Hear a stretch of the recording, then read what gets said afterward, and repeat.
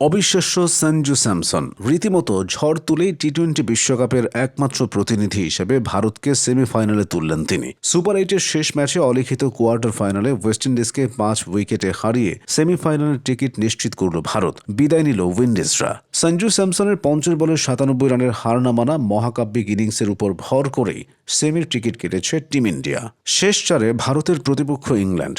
সঞ্জুর এই ইনিংসকে অসাধারণ বললেও কম হবে। 50 বলে অপরাজিত 97 রান করেছেন, তাতে সে অর্থে তেমন ঝুঁকিও নেননি। 50 করে বাড়তি উল্লাস করেননি, মনোযোগ ধরে রেখে দলকে সেমিফাইনালে তুলেছেন। অথচ এই সঞ্জু স্যামসনই ভারতের মূল একাদশে জায়গা পেতেন না। দক্ষিণ আফ্রিকার বিপক্ষে ভারতের হারের পর একাদশের সুযোগ পান ওপেনার। স্যামসনকে আজ সাপোর্ট দিয়েছেন অন্য ব্যাটাররাও। তিলকের 15 বলে 27 রানের পাশাপাশি শেষ মুহূর্তে হার্দিক পান্ডিয়ার 14 বলে 17 রানের ছোট ইনিংসগুলোতে তার কাজটা সহজ হয়েছে। ভারত পেয়েছে অসাধারণ এক জয়। টি-20 বিশ্বকাপে এটাই ভারতের সর্বোচ্চ রান তাড়া করে জয়ের রেকর্ড। কলকাতার ইডেন গার্ডেন্সে টসে জিতে আগে ওয়েস্ট ইন্ডিজকে ব্যাটিংয়ে পাঠায় ভারত। ওপেনিংয়ে নামেন শাই হোপ এবং রোস্টন চেজ। শুরু থেকে দেখে শুনে এগিয়েছেন হোপ এবং চেজ।